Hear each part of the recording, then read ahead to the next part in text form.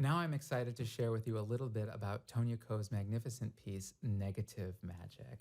And just like with the other pieces on Unsnared Drum, we're going to use this piece as an example to talk about some larger themes of our learning and our performing. We're going to use Negative Magic as an example for how to learn new techniques, how to learn new percussive techniques that previously might have been considered extended techniques. We're going to talk about how to learn those new techniques in a way that's flexible, fluid, and most of all, durable. And guess what? It works for any technique that you learn. Then we're going to talk a little bit about how to start with a sense of style and then add to it the special moments in a piece of music to guide our learning and make our learning more effective and efficient. We're going to speak a little bit about the importance of visual elements in the performance of this piece, Negative Magic. And then we're going to talk more broadly about how to learn something, how to learn a piece of music so that you have available to you a lot of different interpretations rather than narrowing your interpretive pathway to one possibility. This has the impact of reducing your performance anxiety when you play, but it also has the impact of engendering an interpretation that you feel ownership of, one that is Tonia's piece, but told in your voice. I wanted to work with Tonia on this Unsnared Drum project because I love her music. I think her music is amazingly inventive and deeply expressive. It's melodic, and it's also whimsical, and it's also profound.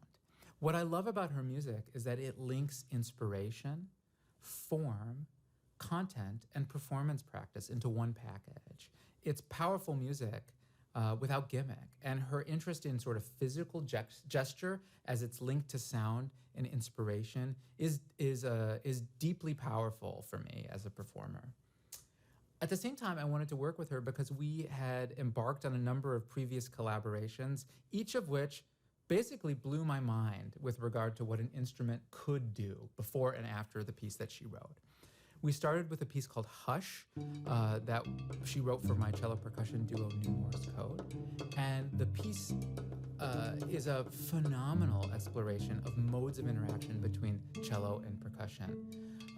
It's a phenomenally creative and expressive piece. Then we were fortunate to work together on a piece called Blue Skin of the Sea, a transformative marimba solo that blends a ton of phenomenal new sounds seamlessly with a sense of melody and whimsy. I never knew my instrument could do that. We worked together on a piece called Breath Contained for amplified processed bubble wrap, something that's been sort of a obsession of Tonia's since I met her.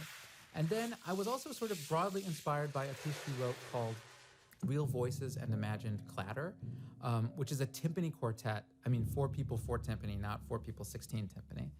And that piece is, again, just a really terrific reinvention of what you think a set of timpani could do.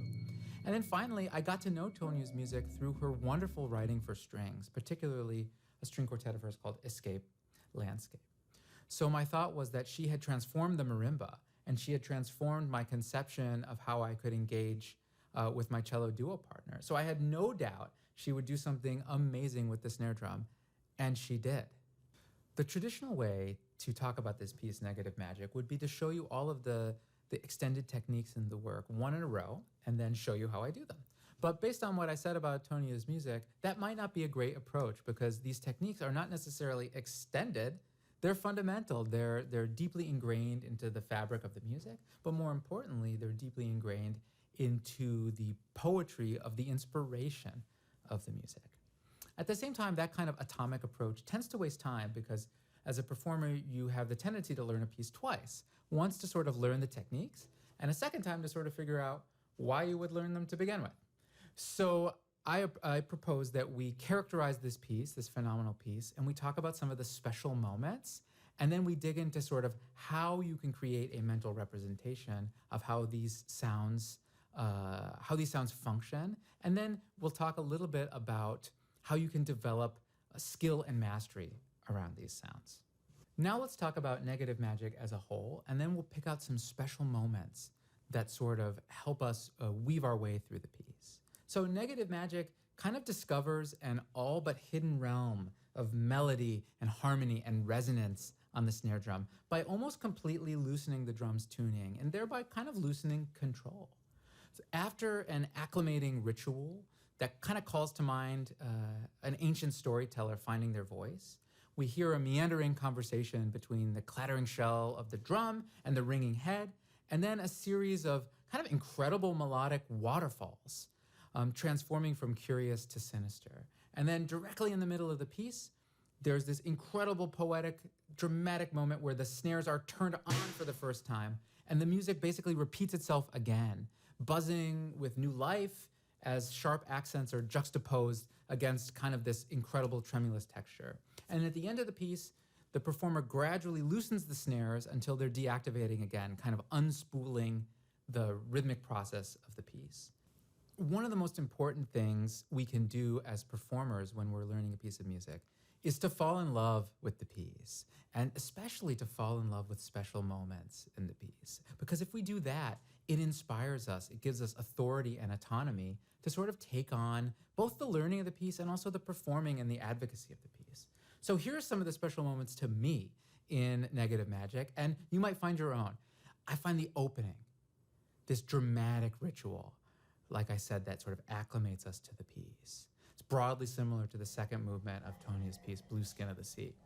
At rehearsal number 2, this sort of really alien conversation between all of the parts of the drum and the drum head, which sort of starts polite and becomes more effusive. And surprise, it's the same material as the beginning. Rehearsal 4, it's like time stops and we have the dramatic unveiling of a melody. Rehearsal 6, the snares turn on, kind of like a cold wave of water. So what's in common with all these moments? Well, the techniques that make these moments special are kind of gradually introduced. They're magically introduced, if you will, and they sort of emerge from the drum. It's not something that the performer does to the drum. It's almost as if the drum does them to you. And because of that, even though the piece is quite sectional, it has a very strong through line.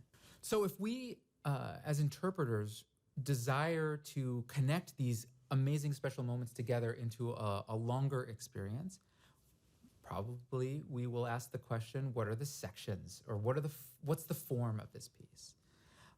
Broadly speaking, the form of Negative Magic is kind of, I would call it adventure form. The same musical gesture happens over and over throughout the piece, so we need to be able to show that in all its different guises. What are the sections of this piece, and what distinguishes the sections? Remembering, as I've said in other circumstances, great composers elide. They don't cut with no commonalities. Rehearsal number 1, the opening of the piece, is broadly similar to the second movement of Tonia's marimba solo, Blue Skin of the Sea. It's an acclamation gesture. It sort of draws us into the main motive of the piece, this speeding up, ba-bum, ba-bum, ba-bum, until it explodes motive. Rehearsal 2 is basically the same as rehearsal 1, except it's a chattering conversation, like I said, between the drum head and the shell. We introduce some pitch changes by moving around the head, and the drum head enacts the beginning of the piece. We get some glissandi with the shaft of our mallet on the rim of the drum as well. At rehearsal 3, it's kind of an extension of 2. It's more effusive. We get more pitch bending, a more intense version. From rehearsal 4 to 6, I call this the waterfall section.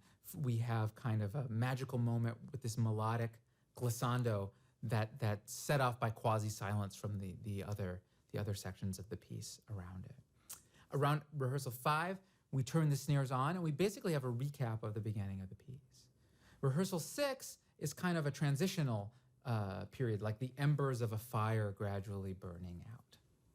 At rehearsal 7, we see the introduction of this sort of open-close, long-short motive, where the drum head is open and closed while the shell is sort of existing, exploding around it. Rehearsal 8 is kind of a surprise. We snap into time and we get the same materials as the beginning of the piece, but now with a steady beat. The main 2-note gesture of the piece, dun dun, slows down until it dissolves into noise. That's great, but that's more of a description and not an analysis of a piece. So the question you might ask yourself now is, what's the form of this piece?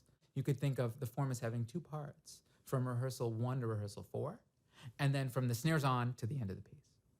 Another thought would be to think of rehearsal 1 to rehearsal 4, this sort of Snares On moment as kind of a parenthesis, and then Rehearsal 7 to the end of the piece.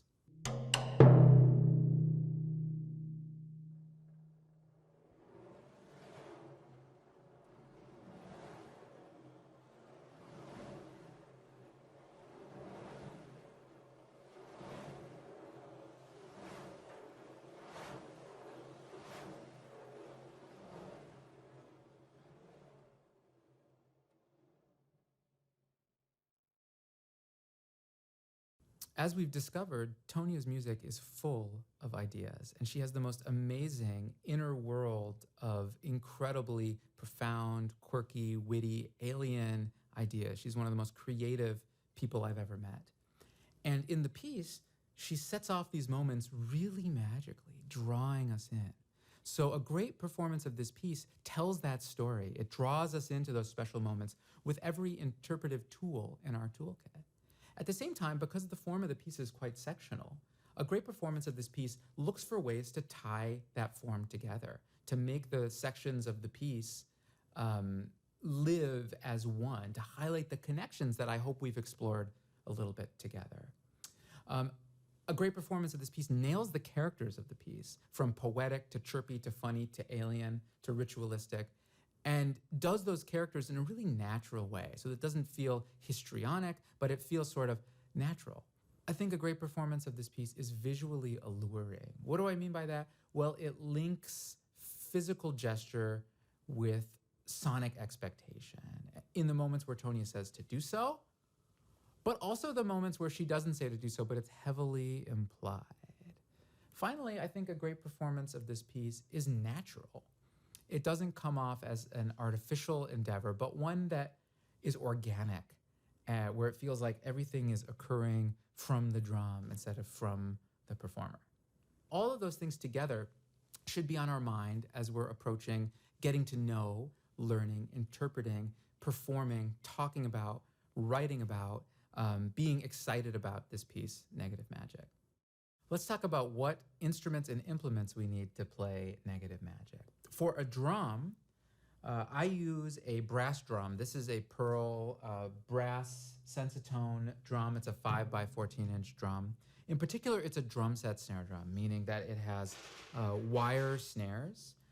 I chose this drum because on the one hand, it's made out of metal, and metal drums tend to ring more, brass in particular. And since the energy of the piece is based on having a drum that rings for a long time, I chose the shell that to me rang the longest. At the same time, the brass drum is loud. It's particularly loud where you play on the shell and the lug casing. And the rim, as you can hear, it kind of has a resonance to it. And it's nice to play all those Glissandi on because it just generates a little bit more sound. Finally, this kind of drum has a strainer that can tolerate having the snares be very loose. And a critical component of this piece is having the snares be really, really, really loose. So you need a drum that can sustain having the snares kind of operate at the limit of their capability. In terms of implement, your main implement is going to be timpani mallets.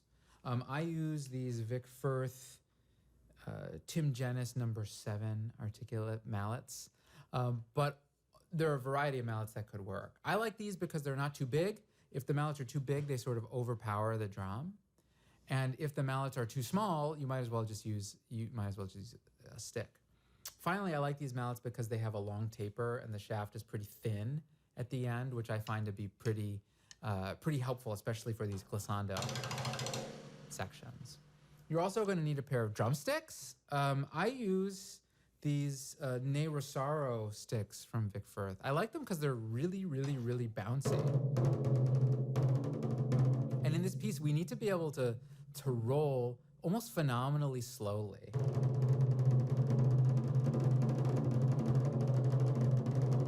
To get the drum head to really resonate, and I like that these sticks do that. Plus, they also have a long taper, which is really helpful for generating more pitch on these sections, particularly at rehearsal number 7. Finally, The piece has a technological component to it, an Ableton Live set that Tonia made. And this set is intended to replicate the feeling of being really close to a drum, that feeling of hearing all those overtones and hearing the drum really sustain. So if you're playing the piece live in concert, I recommend using the Ableton set. And the rehearsal numbers in the piece correspond to the numbers in the set. And each one produces a different EQ and a different kind of reverb, and it helps people in the audience sort of feel that they're really close to the drum. Next, let's talk about setting up the drum. One of the most important and also unusual elements of negative magic is that the drum head is tuned extremely loosely.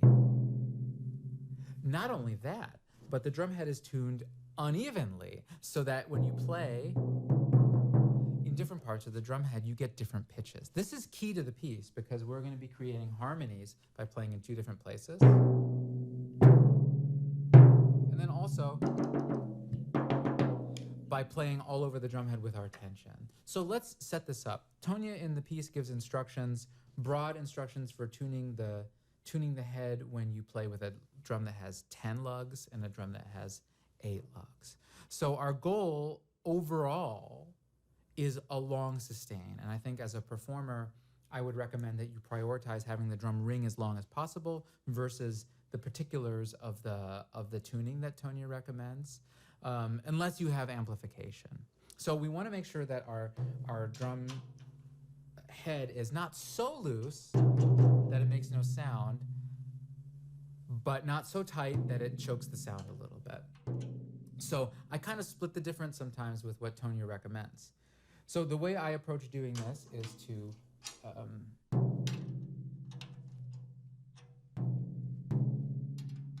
first loosen every tension rod until it's barely set.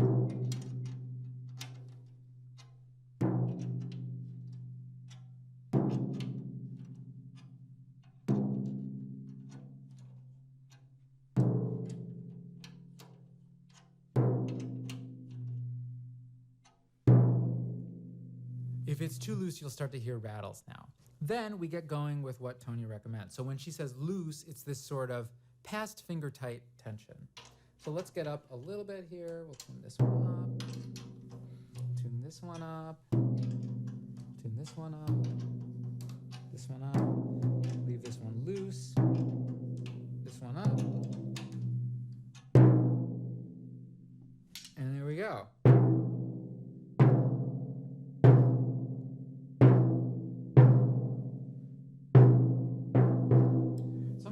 Get a rattle, and that can happen when one of the tension rods is so loose, there we go, that it's jangling itself loose.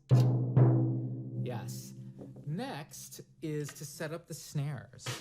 So if this is sort of our normal snare tension, for this piece, I recommend tapping the drum as we loosen the snares until it's maximum duration.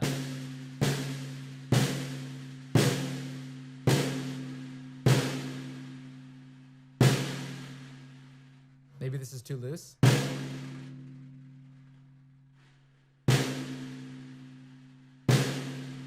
Yeah.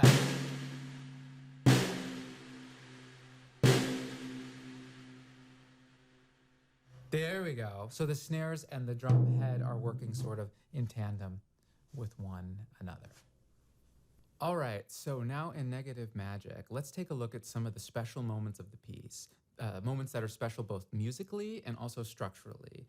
And our goal in doing this is to kind of go beyond the notation of the piece. Tonia is very clear, but of course the notation's not the only thing that we need in order to craft a really great performance of this piece. Our goal is to go beyond the notation, to do everything we can to already have an approach or an interpretation or a mental representation in mind by the time we start to practice. So let's look at the opening of the piece.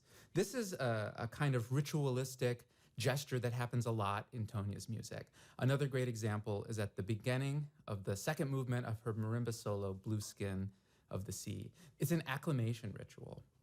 So Tonia's music is full of these awesome new sounds, and rather than introduce them like jumping into a swimming pool and hoping that you can swim, we have kind of a long time to get used to that sound world. And in this piece, we have this really unusual sound of the really long tone of the drum, almost tympanistic tone. So Tonia gives us a lot of time to get used to it. So in terms of a sound concept here, we need something that's really resonant, that's really long. And as a performer, we need to kind of hold that space. And she even writes to control your arm movements in rebound to last over the entire duration of the note. So how do you approach learning something like this? In the music, we kind of identify what's happening. We have these long tones that get closer together, and then we have this kind of main motive of the piece. Doom, doom, doom, doom, doom, doom, doom, doom, that gets faster and faster, faster till it explodes. This is really important because it happens over and over in the piece. So we need to make sure that the first time we do it, it's really awesome so that it holds the audience's attention. So let's break that down one thing at a time. The first thing, the tympanistic note. Let's try it. Tonia writes to play with both hands, triple forte, fortissimo, and then kind of control the sound. Let's break it down by playing less than forte and trying to focus on getting as long and sustained a drum sound as we can. So let's just try some drum sounds.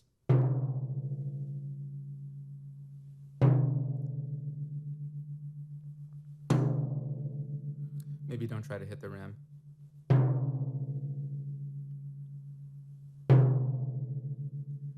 As we're doing this, as you're practicing, think about trying to connect the gesture that you're making with the sound that's coming out of the drum. This might be unusual for you unless you spend a lot of time practicing on a really detuned drum. So Tonia writes to play between the center and the edge. So experiment with that beating spot to find the space where it resonates the most. So here's kind of close to the edge, a little bit closer, a little bit closer to the center. So maybe somewhere in between rings the longest. Then we could think about our stroke. Do we want a stroke that's like this? Or maybe a stroke that's like this? So between the two, I hear a difference where one is kind of snappier and barkier, and one is sort of longer and more resonant. So even though Tonia writes triple F, because the emphasis is on the long note, I recommend starting at the beginning with kind of a natural rebound stroke. Once you get that long tone happening, think about trying to incorporate both hands. So here, we kind of have to find a balance between playing loudly, looking like we're playing loudly, and playing sustained. So let's try a couple of these double stops.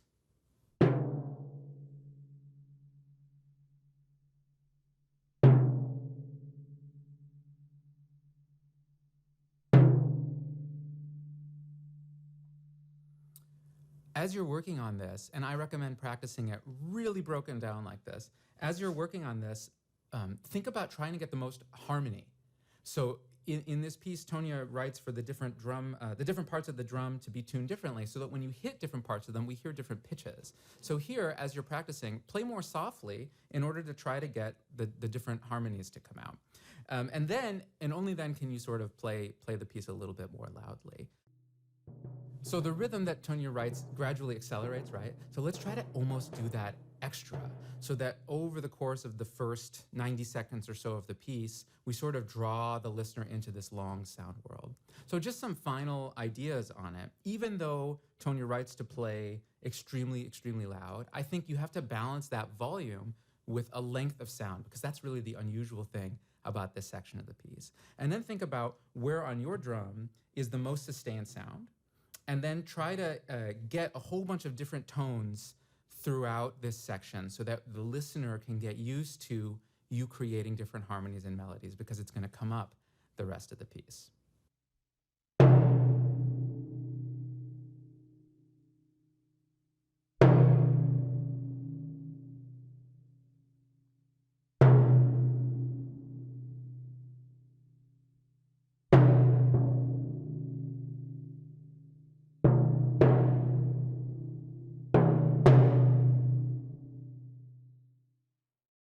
All right, now let's talk about the section from rehearsal 2 to rehearsal 4 in Negative Magic. And this section, Tonia marks conversational, and that's exactly right. It's a conversation between the long tones on the drum head and then these sort of chattering, crinkling, jingling, jangling sounds all over the drum.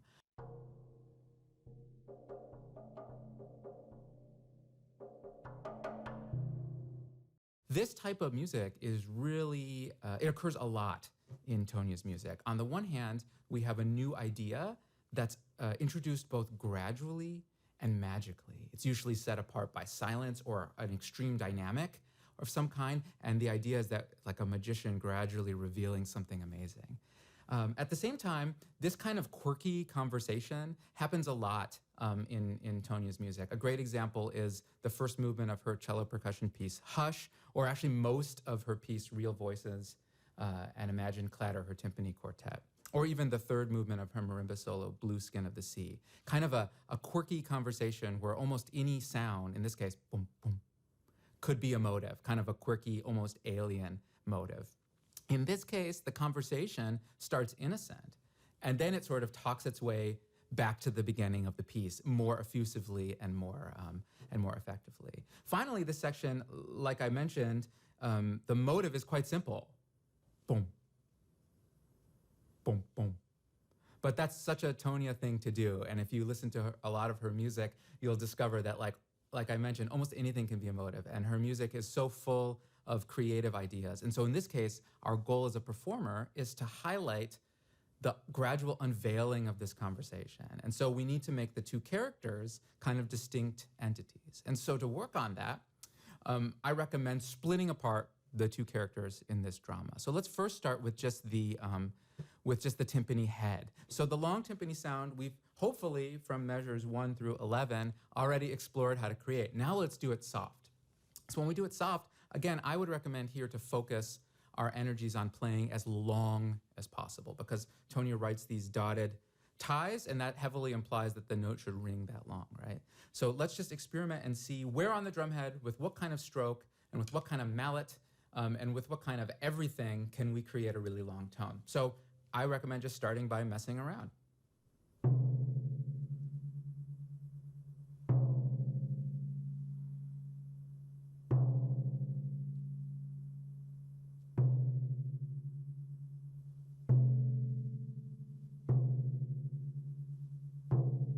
Now let's make it soft.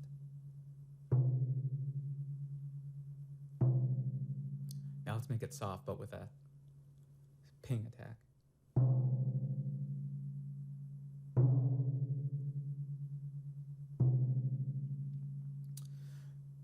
So a couple minutes doing this pays huge dividends down the road. You probably play this piece on a different drum at some point in your life, or you will probably play it with a different level of humidity or different tuning. So getting used to the attaching your physical motion to a sonic result is really, really, really powerful in our learning of this piece, because it's going to allow you to be flexible later. So what I noticed, and what you might notice if you're practicing at home or if you're just watching at home, is that when I play with a sharper attack, like a faster stroke, either lifting or pressing into the head, the sound seems to crinkle and have a glissando. And I think in this case, we've already got enough crinkling sounds around the drum. So I think having a sound that's just kind of pure and tonal is good. So I think thinking about dropping your stick into the head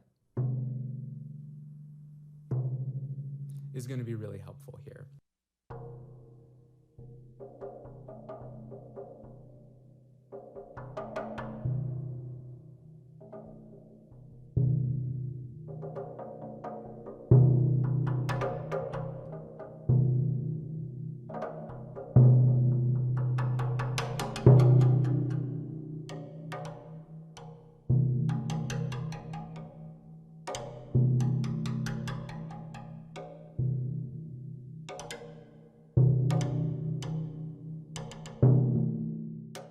Then let's talk about the chattering sound. Here I recommend just improvising, developing a mastery of playing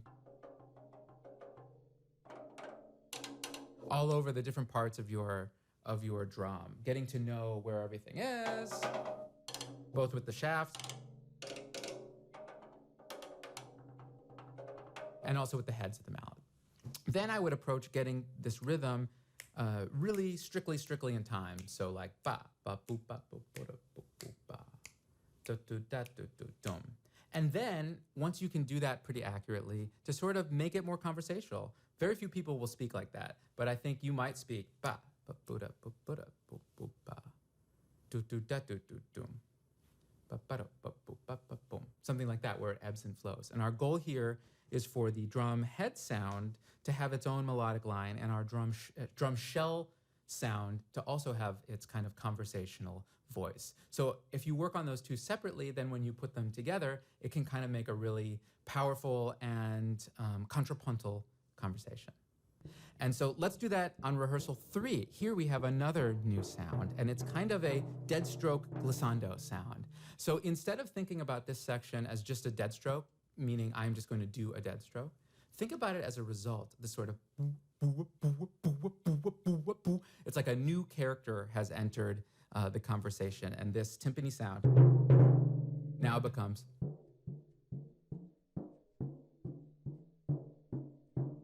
So I would break this down by just practicing pressing in and out of the head to try to get that kind of sound, and then practice playing in and out of the head while your other stick is also pressing into the head. So it's almost like you're sort of walking yourself forward, or you're kneading a dough or something. Also notice that true to Tonia's style, this new technique is set off by silence and also a dynamic shift right before rehearsal 3. So as we get here, maybe we could draw people's attention in.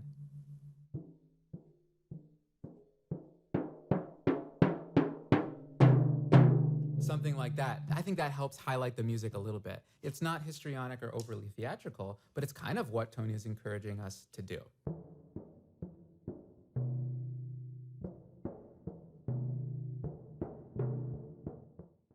The section of negative magic beginning at rehearsal 4 is one of my favorite moments in Tonia's music.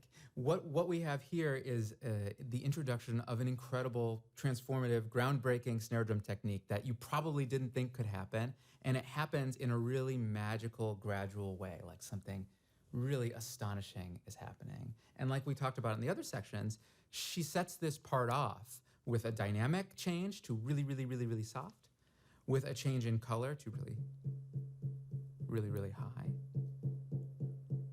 And she even marks frozen. We're creating the expectation that something is going to happen, right? A great parallel moment to this is the last movement of Blue Skin of the Sea, where these incredible glissandi on the marimba are introduced kind of softly and really slowly. So as we work on this technique, that's our goal. That's our idea of what we want this to be like. This.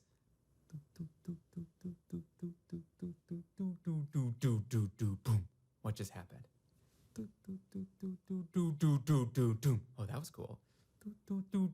And it gets more and more confident and more aggressive throughout the section. So that's what we're shooting for. But in order to do that, we need to master the technique. So here we have to get good at glissandoing on a snare drum head. So there are kind of a few parameters at play here. One is where you're playing on the head. We want to go from high to low, so let's start at the edge like she writes. The other is how much we're pressing into the drum head.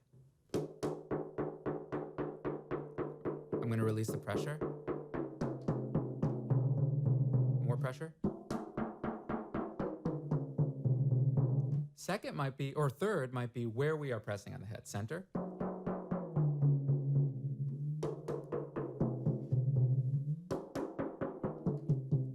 So I would recommend isolating that first, so you just get a sense of, okay, how much can I glissando? And then when you're doing it with the mallet, you can sort of ameliorate that. Then we have to think about moving. So here's me playing at the edge of the drum, and I'm going to move my hand and keep a constant pressure. Oh, yeah.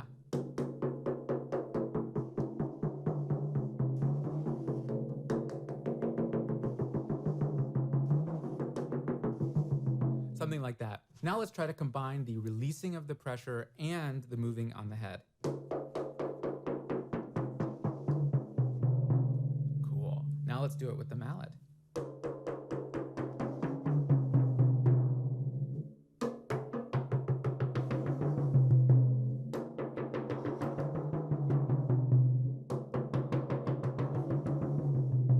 So my tip in this section is that you probably will need to press into the drum head a little bit longer than you think as you move the mallet across the head. Here, one thing I would also note from the Più Mosso at measure 62 on is that Tonia really liked it when I alternated hands. So try not to do all these glissandi just with your right hand, and then try to incorporate your right hand and your left hand together. Okay, now we are talking about rehearsal number 5 of Negative Magic, and the piece is called Negative Magic. And so, because magic is in the title, you might expect there are a lot of magical moments. And here's another magical moment. It's kind of the center of the piece. From here on out, the piece is about the snares after we turn them on. And in true Tonia fashion, she sets apart this special moment. She sets it off from the rest of the piece. Here we have silence. The tempo pulls back, the dynamic pulls back. We switch both mallets to one hand. And we get this kind of sound, which we haven't really had before. Kind of ominous swell. And the swell actually becomes the theme of the piece going forward from here, a swelling version of the beginning. But this swell, and then on one of them,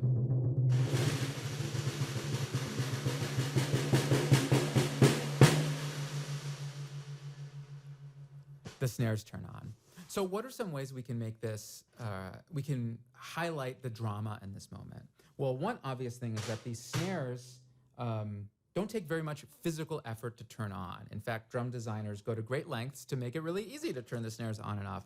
But in percussion, loud things tend to look loud, right? When you see someone playing a loud cymbal, it tends to look like that sound is going to be loud.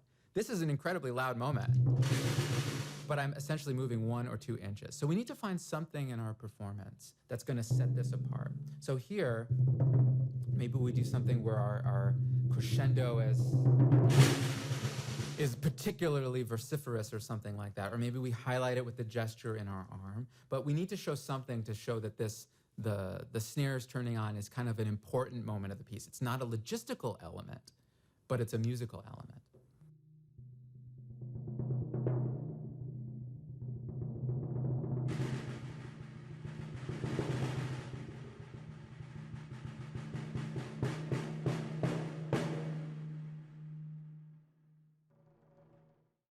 So what we hear, like I mentioned, is the sound of the beginning and the sound of rehearsal 2 kind of happening at the same time. They're gradually combining into a potion that we're going to drink at rehearsal number 7. Rehearsal 6 of Negative Magic is kind of like the embers of a fire burning out after a big explosion, or as Tonia writes, gentle swells, ocean-like. This is sort of a kind of a transitional passage from rehearsal 5 to rehearsal 7. So the music is calming down. At the same time, we still get that swelling motive, and we still get a little bit of woo, woo, woo. So how do we approach doing this? First, let's just try to sing it. So at rehearsal 6, the drum's ringing. Then we come out of it.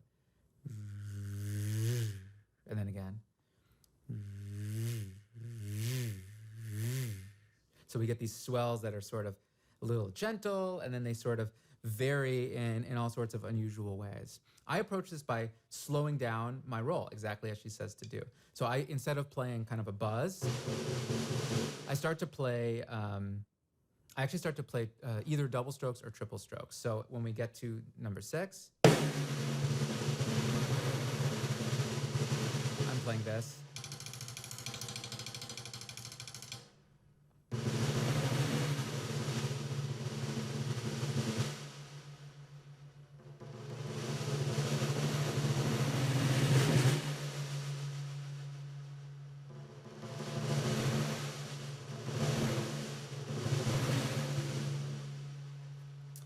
Interpretively here, I would say to approach the drum more like a suspended cymbal than a snare drum. In this piece, the drum is very wet. The surface of the drum is very resonant. And so in this case, we don't have to roll as fast as we think we need to. We should just listen to the instrument. So we can practice some swells.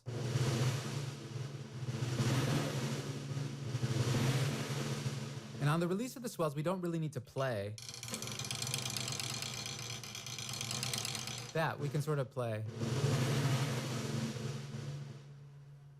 Okay, at rehearsal 7 of Negative Magic, we get another Tonia specialty, a surprising and jarring moment that is not surprising at all. Here, we get the beginning of the piece, this explosive acceleration of accents wrapped in a new guise, an open close.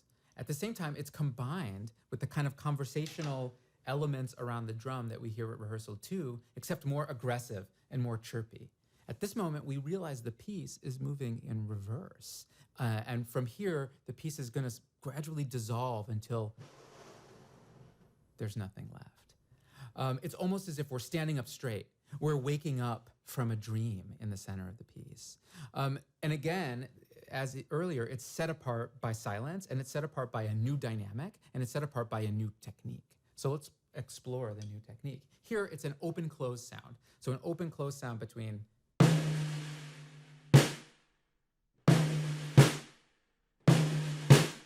and Tonia marks to play them both as rim shots.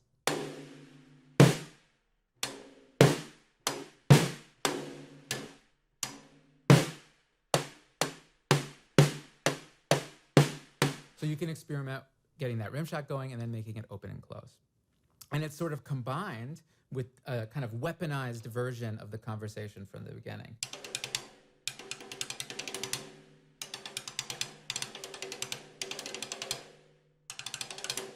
So here I encourage you to practice these shattering conversation elements as rhythmically as we can, and only then can you sort of let them ebb and flow if you choose to. But the main interpretive thing I would say here is that as a performer, we need to highlight the fact that this sound is open and then close.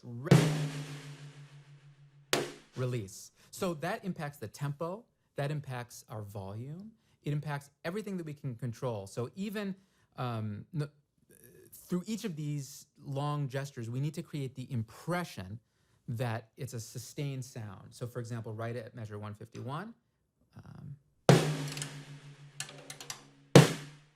So if we play this too slowly or too softly, the drum's not ringing anymore, and we have a hard time hearing that as resonant release. Finally, this section explodes into an improv at measure 160. Here I would encourage you to think about space in your improv. Think about it as chattering gestures, but not completely without pause. So maybe it's like the chattering has sort of taken control until everything snaps into place at rehearsal 8.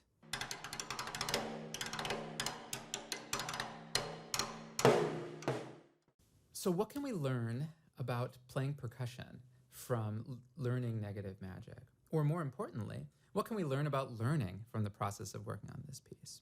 So what did we do?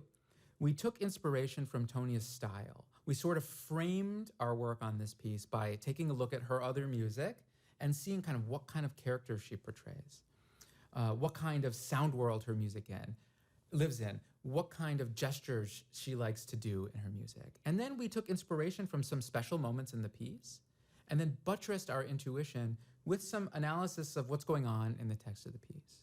Then we had a clear idea of what we wanted to do with those moments in the piece, and then we used those to inspire our technical practice. Approaching a piece of music this way gives us a lot of interpretive options. We can play the piece in a whole bunch of different ways. There's no one right way to play negative magic. At the same time, we save a lot of time in our learning because we go into the practice room with an idea of what we want the piece to sound like, a mental representation. On the one hand, this saves time because we approach practicing with a hypothesis. On the other hand, this approach gives us authority and autonomy over our learning. And it's been shown that those two qualities kind of prepare us for success in the practice room. We also kind of implicitly said that the text of the piece of music, the score, is not enough information to create a really awesome interpretation. We need to know more. Even though Tonia's music is blissfully clear and awesome and poetic and her scores are wonderful, we still need more information to sort of see how that music could come to life and communicate with people. Finally, by thinking about a whole bunch of different interpretations, we set ourselves up to avoid performance anxiety.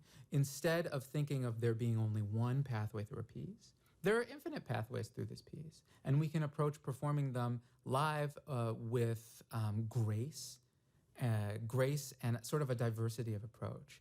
And that approach is supported by having a mastery of all the techniques of the piece, so that without thinking about it, we can sort of adjust how we play on the drum. And that's a really powerful thing, and it all comes from the notion of style in the music and the idea of sort of deciding how you want to approach the piece.